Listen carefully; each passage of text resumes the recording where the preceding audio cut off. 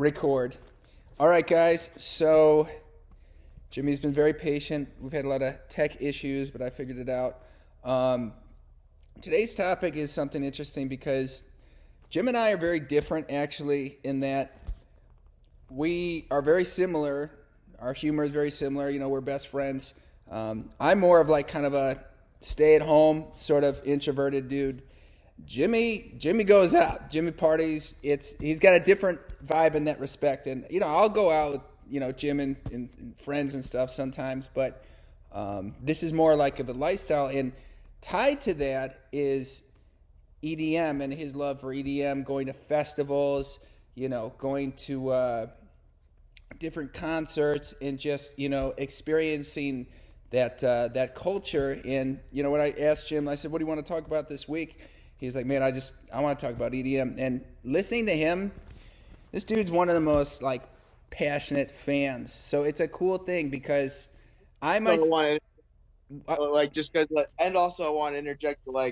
I purposely don't want to talk about Corona because we talked about that, and where it's like, just because, just so no one thinks, oh, all this shit's going on, they're talking about partying.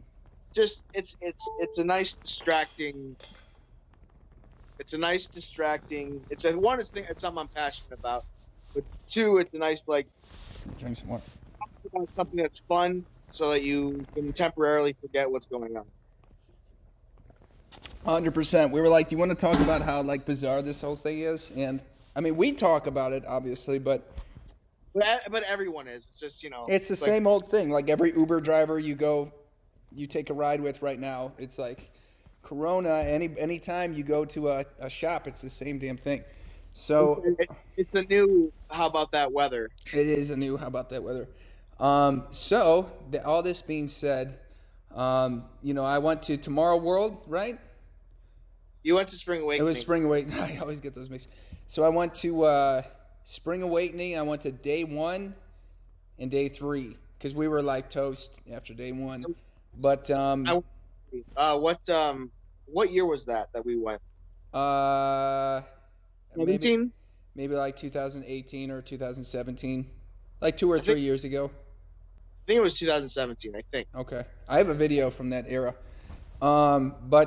Anyway, that being said, it might have been So I enjoyed it. It was a good time, and it was definitely new for me. But Jimmy, you want to kind of describe, first of all, how you got into EDM, and then basically kind of the culture and why you're such a big fan of not just the music but the culture.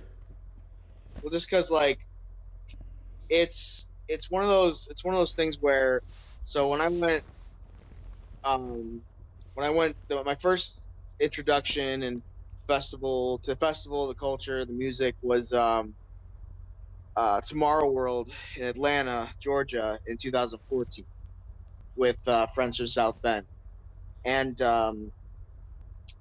that was actually all of our first festival, the first anything. So most people they'll say oh at festivals and concerts they're like, oh, what was your first concert, your first thing, how'd you get into this? I was like, well, I went to Tomorrow World. And they're like, oh shit, because your first thing isn't usually a 3-day and night camping. No.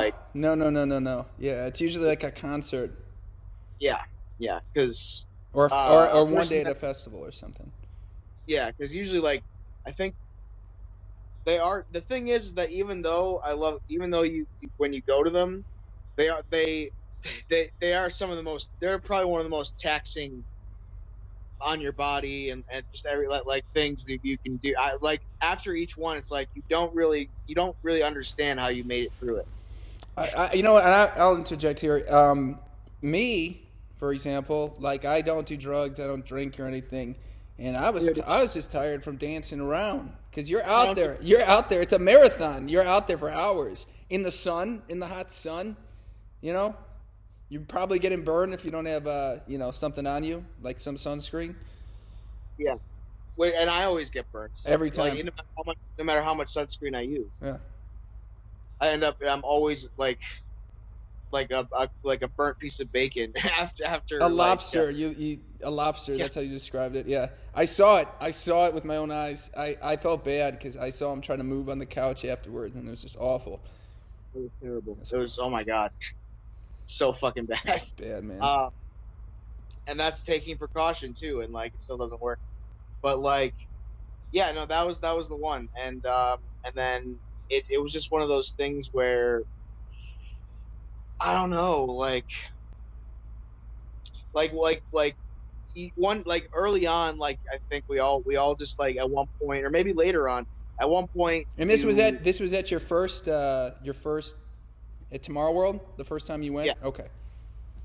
and that's when like the lineup was like for the 3 days was David Guetta, Steve Aoki, Skrillex, Martin Garrix, um, like a whole bunch of people. I think Excision, maybe. Mm. I think so yeah, because there was a harder stage, but um, that's when like I mean Waka Flocka was there with Steve Aoki, like so I'm seeing all these fucking artists that are like world famous, like, and it was one of those things where like, and it's your first experience, and it's your first time experiencing any of it. So I mean, it's always magic whenever I go to one. It's always the most blissful like time and place for me whenever I go. So But many beautiful women. That's like the um, first thing I noticed. I was like, oh my god. chicks can comfortably like dress and act super sexual and quote unquote slutty because there's no risk of any shit happening. Like No, no one's everyone's gonna respectful. You know. no one's gonna be lecherous or shitty to them. Like Right. it's all about freedom and just like what do I want to look? Oh, I want to dress like a cowboy today. It's acting as free as Yeah. you want to be. As that's what it's all about. Right. And if you go in there uncomfortable with that idea, like if you're a tight ass that's like, oh no, I don't like, that all sounds kind of crazy or sound kind of, and it is There's crazy. no But judgment. Nobody's judging anybody. Just be yourself. Have fun. You know. if I were to bring someone there and they start the festival like, what the, who are all these freaks? This music sucks. This is too loud. Like they're that's not gonna be them because they don't fit in there. And it's not like if you don't fit in. And the thing is, if you don't fit in, uh, at a festival, at an EDM festival with the EDM culture, you're the problem. It's because we're gonna force you to fit in. On day three, something will have happened. You'll have some experience. Maybe you wandered off and self-reflected in the woods or something like that, or you met a group of people randomly, which you always do, that like took you in and like you had like a bonfire therapy session with somebody. Something happened. Well, it will happen to that person in between day one and day three that will make them reflect and be like, oh shit, no, I've been thinking of this all wrong. And then they'll be like hooked for life after they leave. It's happened more times than I can count to different people where they're like, no, I'm just not really into that kind of stuff. Like, or the stigma, like, oh, it's a bunch of fucking people just finding an excuse to do drugs. No, it's like I know so many people like this go sober. I mean, I had a They don't. great time. I didn't do drugs. You know. Yeah, exactly. You had one of like you were fucking dancing your ass off, Yeah. genuinely. Like it's not I'm that. not even It's like a about huge fan of the music, even, but I had fun. You know what I mean? It was a good time. the general vibe. Yeah. So yeah, Very so friendly people. You know. it's impossible. It's impossible not to get anything but kinship and camaraderie. So if you go there with a stick up your ass and and people aren't like wanting to like talk to you that much, it's because you've like it's because you're like there's something inside that you got to change for the better. And it's not just about, it's about bettering yourself. Festivals aren't just about having fun, they're about like bettering yourself through the music and making yourself more pure and happy through the music and the community, so that when you go back to your fucking job or whatever, back to like your regular life, that stays with you. It's about festival, but with each festival changing yourself for the better a bit more and a bit more, making yourself a little weirder but in a positive way. There's our one friend, me and Matt's friend, named Reed, that he he's built like he's created like a persona for himself where he'll go to a festival he'll dress up like he has an outfit that's like a 1950s milkman, and he carries around two half-gallon milk jugs filled with milk, and like Ray-Ban sunglasses with the hat and everything and the bow tie, and he'll be like, "It's the milkman!" Like it's those random stupid things, and That then is hilarious. and everyone in the crowd would be like, "Oh, it's the milkman!" Like like it's just fun. It's just stupid fun, you know. Uh, and that's why like I feel sorry for people when they hear like a certain even the heaviest shit when they like I mean if you're older I get it. There's just some things, there's some age barriers that aren't your fault, you know. It's like I get it, like you're not, you're literally chemically probably not going to be able to hear what I hear, you know, like it just because of your age. But I don't know, but even then though, like it's, I don't know, when people when I show someone a song and they're just like it just sounds like Transformers fucking, or you know, or so it just sounds like, you know, just like just a lot of noise. It's like no, but you're okay. You have it in you to hear what I'm hearing, but you haven't experienced. I think you need the experience to go with it. You need to. Yeah. I mean, because I'm kind of like I don't see it in that light, but it's more like I'm like, okay, you know, this music it's not what I would typically listen to. But then you go to the concert and you're like, okay, like I get it. Like this really, when you're actually there, you can feel the pulse and stuff. You can feel the energy of the music, and then you can see how people react when they drop the bass line and stuff. And so you're like, okay, so this is part of the culture. Um, the music, you wouldn't, once you have that reference and then you listen to the music, it makes a lot more sense because that and music is and kind of meant for that festival sort of vibe, you know. and there's some. I mean, there's some genres of EDM subgenres that there's a lot that like you need in order to fully like in order to be all about it and really have it really hit you like how it hits me. Mm-hmm. Like it's, I mean, there's just some. I mean, also it just you're that's just who you are too. You know, like that's just your shit. You know, like how you know only some people only listen to R&B, or people that when Taylor Swift comes out with a new song, they literally almost die from excitement. You know, Right. and I could care the fuck less. Right. You know, like um, it's it all. I mean, it's all about, I don't know. It's just all. It's just at the end of the day, it's like just a regular community and a regular genre of music with a huge fan following that with like a really just sort of flower power Very, sort of. very hippie. It's like a contemporary hippie sort of vibe. It's like what a Uh, Grateful Dead was to like people back in the '60s or something. I look at it like just like how this basically like rock and roll, Yeah. like Millennium, like the shit I've shown you from him, the really beautiful songs by Millennium, Yeah. like Good Things Fall Apart and Love Is Gone and stuff like that. The bass drops are very uplifting and very heavy and powerful and beautiful, and that's, you know, that can be like a sort of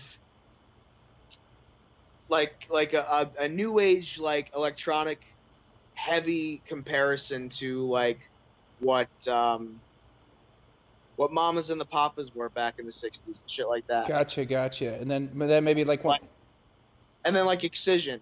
Excision is like, you know, like you compared it to like what was it? Slayer? Oh yeah.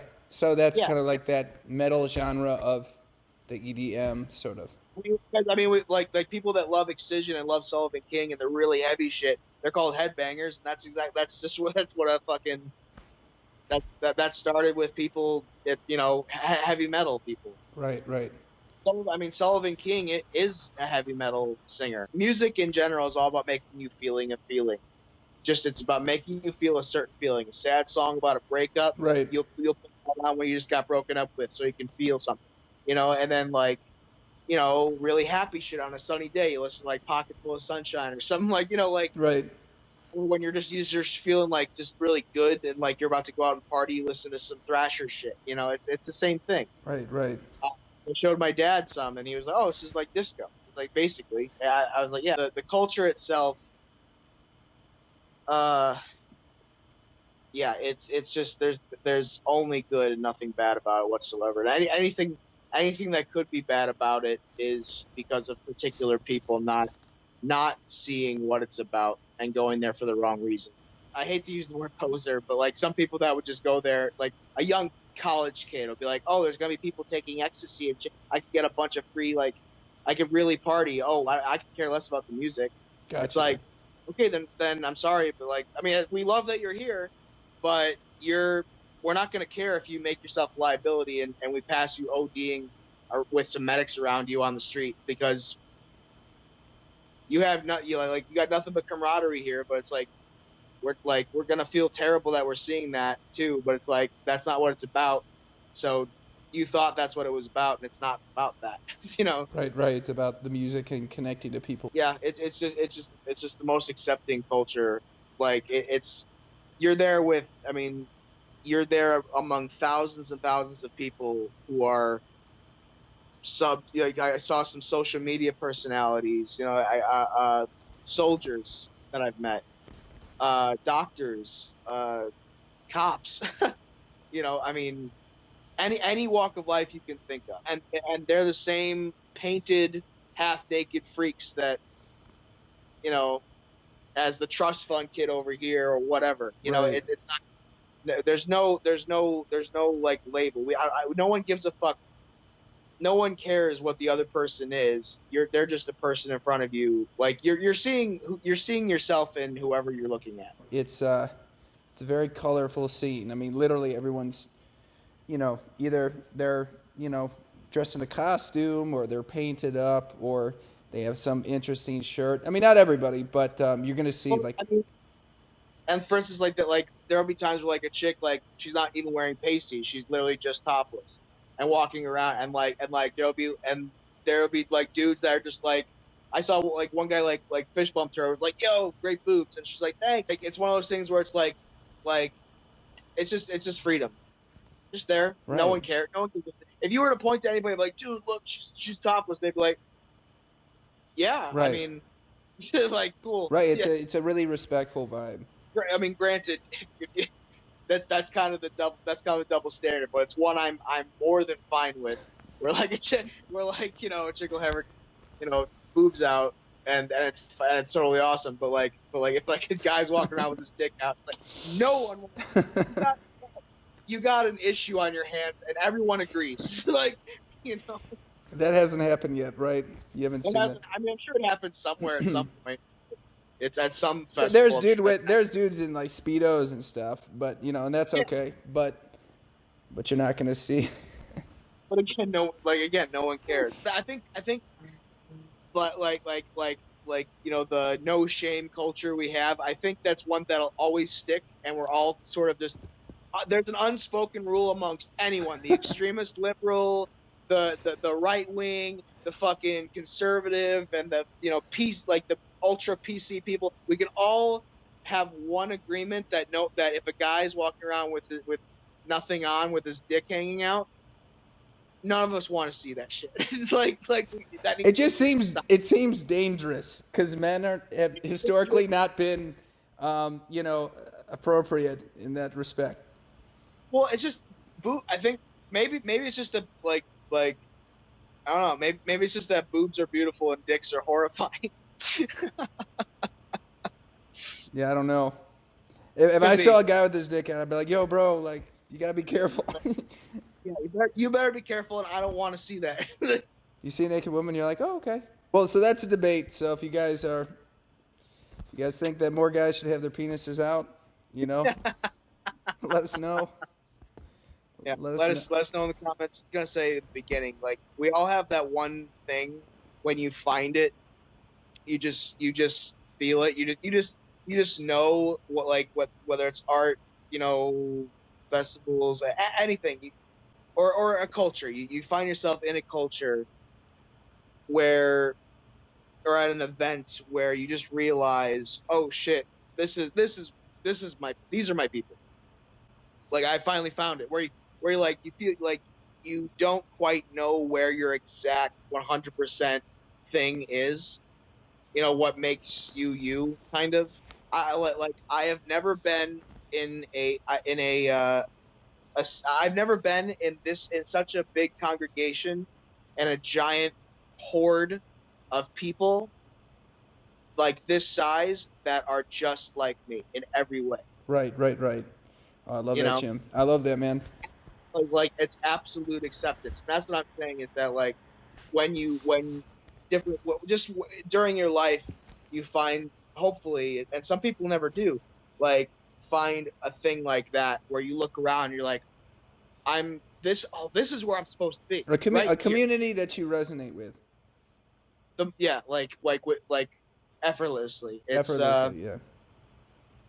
yeah, that's just how it is. Where there's not a single conversation to be had won't that won't be like, what's the word? Uh, there's not a single conversation that can be had in between two people at these things that either party isn't going to want to have. Like it's just like just connection. That's all. Right. I love that, Jim.